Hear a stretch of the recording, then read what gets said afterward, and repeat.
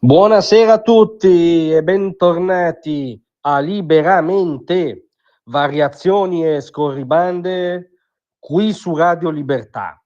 Allora stasera dobbiamo proprio dire che sentire Roberto Saviano che dà dell'estremista e del superficiale a qualcuno è straordinario. Sarebbe come se Charles Bukowski avesse rimproverato qualcun altro perché esagerava con l'alcol, diciamo. Ma qual è la notizia? Anzitutto il punto di partenza. Oggi Matteo Salvini è stato sentito in veste di teste per il processo che vede imputato appunto lo scrittore, chiedendo scusa a Dostoevsky, Proust e Joyce, comunque lo scrittore Roberto Saviano, appunto ai danni di Salvini per una serie di post sui social e dichiarazioni con cui Saviano aveva allegramente appellato Salvini, allora ministro dell'Interno, come il ministro della malavita, che onestamente alle nostre orecchie non suona come una legittima e anche dura critica politica o anche diciamo critica della postura personale del ministro su alcuni temi, ma come una chiara indicazione del fatto che il ministro rispondeva, come dire, ad altri interessi e quindi difficile non vedere gli estremi della diffamazione, ma non vogliamo assolutamente sostituirci ai giudici. Vogliamo invece raccontarvi poi come l'ha raccontata, scusate il gioco di parole, Roberto Saviano uscendo dall'aula. Anzitutto, Salvini gli ha dato la mano per un minimo di urbanità, diciamo anche tra avversari. Saviano di tutta risposta gli ha urlato vergogna, vergogna, non si sa bene di cosa, probabilmente di pensarla diversamente dall'oracolo Saviano. Ma la cosa veramente interessante è come poi ha commentato sui suoi social, subito con una diretta, ovviamente, questa giornata. Oggi Salvini si è finalmente presentato in aula. Tutto molto fragile, tutto molto disordinato. È emerso ancora una volta che quando Salvini parla non pensa. È tutto frutto di emotività del momento, di calcolo sui follower. Vedete la disumanizzazione dell'avversario politico che viene spogliato proprio della sua caratteristica, diciamo, intrinsecamente umana, no? Cioè quella di pensare. Prosegue Saviano, l'orrore della superficialità populista e dell'estremismo in genere.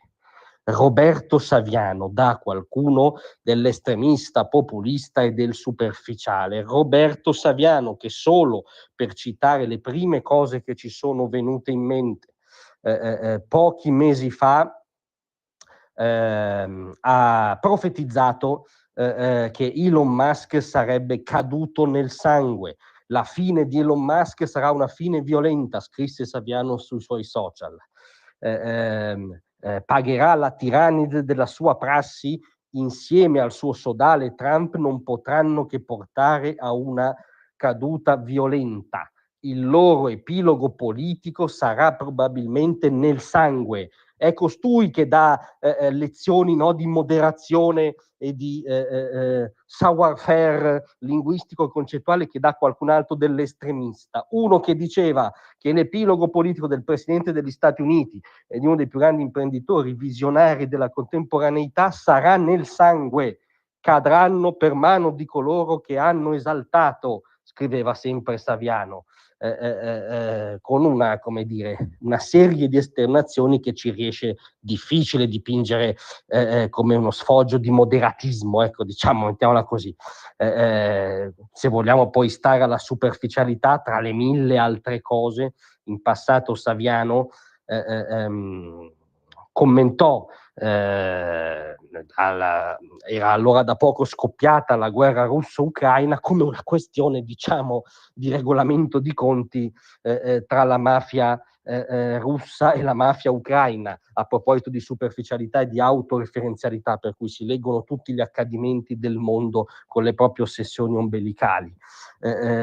Motivo per cui l'analista Han Appleman, che aveva partecipato con lui a questo talk televisivo, l'aveva poi incenerito sui social dicendo che era una spiegazione che non stava minimamente in piedi. A proposito di superficialità, in passato Saviano si paragonò diciamo con un ragionamento contorto per cui ci sono personaggi che sono oggetto di odio solo perché famosi, a Enzo Tortora, se vogliamo parlare di grande superficialità. Insomma, costui, famoso per aver scritto un libro ormai una ventina d'anni fa, rispetto a cui c'è una condanna definitiva passata in giudicato della Cassazione per plagio, e che da allora ha vissuto, diciamo, della legittima fama su questo libro, insultando gli avversari politici come Salvini, ministro della malavita, augurando la morte al presidente della più grande democrazia del mondo, spacciando le sue analisi pseudo-mafiologiche come l'essenza del sapere e dello scibile umano. Costui dà dell'estremista e del superficiale a qualcuno. Capite bene che ormai siamo pienamente nel territorio della farsa. Grazie a tutti, a domattina.